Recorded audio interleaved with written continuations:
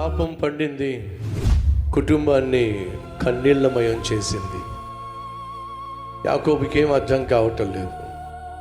యోసేపు అనే నా కొడుకు నాకు దూరం అయిపోయాడు, షిమ్యోనేమో బందీ అయిపోయాడు, ఇప్పుడు బెన్యామీన్ను తీసుకెళ్తానంటున్నారు.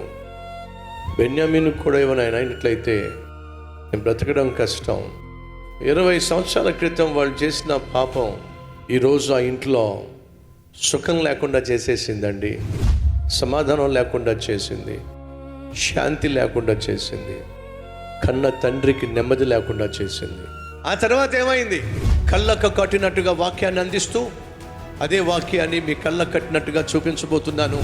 వచ్చే ఆదివారం 3వ ఆదివారం కనుక ప్రభురాత్రి భోజనం ఉంది కనుక సిద్ధపడి రండి, కుటుంబంగా రండి, సమయానికే వచ్చి దివ్యమైనటువంటి ఆరాధనలో పాల్పంచుకోండి. ప్రతి ఆదివారం 6 గంటలకు, 10 గంటలకు, అలాగే సాయంత్రం 6 గంటలకు. స్థలం హల్వరి టెంపుల్ ప్రాంగణం, ఆటో నగర్ దగ్గర, బైపాస్ రోడ్, తాడేపల్లిగూడెం.